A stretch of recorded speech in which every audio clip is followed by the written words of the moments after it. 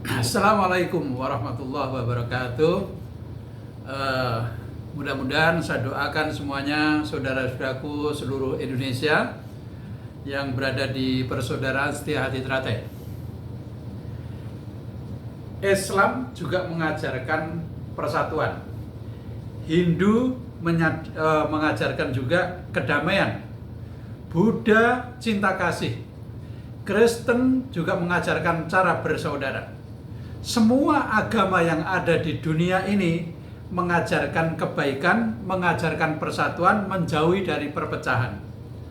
Kalau pada saat sekarang ada kelompok yang ketika ada yang menyerukan persatuan, menyerukan nyawiji, kemudian menolak, saya pantas bertanya, agamanya apa yang dianut?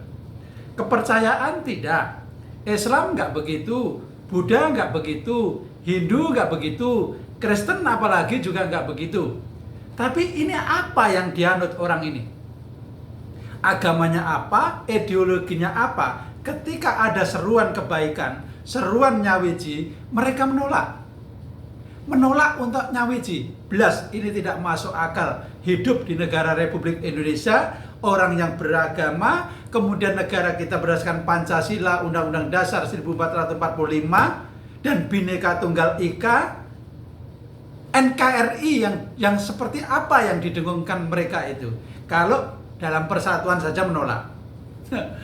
Jadi saudara-saudaraku semuanya, saya heran, apakah di sana kelompok itu tidak ada orang yang mempunyai jiwa intelektual sehingga menolak dalam segi nyawiji, menolak segi kebaikan, menolak persatuan. Terus hidupnya di mana? Sedangkan negara kita sudah diatur dalam 4 pilar. Negara Kesatuan Republik Indonesia, kemudian Undang-Undang Dasar 1945, Pancasila, dan Bhinneka Tunggal Ika. Artinya ini orang ngacak-acak Bhinneka Tunggal Ika, ngacak-acak 4 pilar ini. Terus bagaimana, pertanyaan saya, yang para pejabat yang ada di sana, para TNI-nya yang ada di kelompok itu, para polisinya yang di TNA di kelompok itu, apakah tidak memahami ketika orang menolak persatuan, menolak nyawiji, ini akan menjadikan konflik horizontal seluruh nasional di negara kita Republik Indonesia. Kalau konflik terjadi, maka keamanan negara terancam. Nah, maka dari itu saudaraku semuanya, mari kita bisa membedakan antara ini baik, antara ini jelek, antara ini yang kepengen bersatu, antara yang menolak persatuan ini.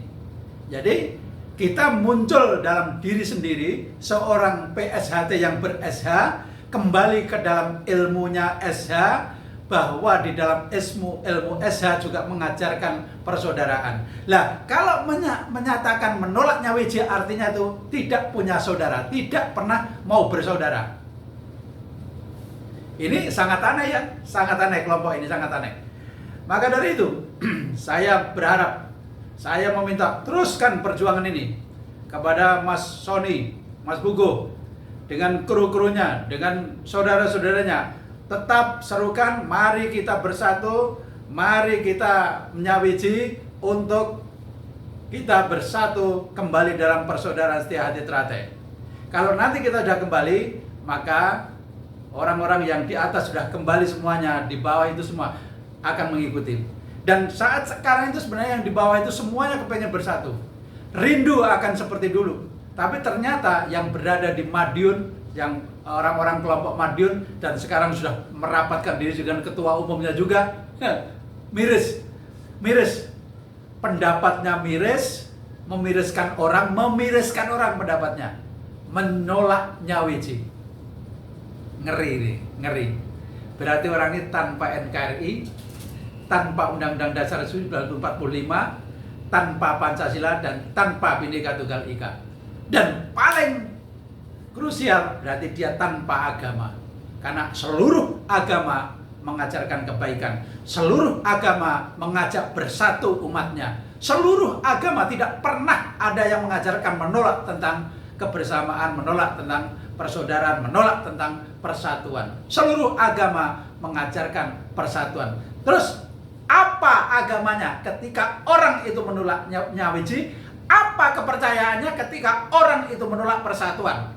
Camkan sendiri. Assalamualaikum warahmatullahi wabarakatuh.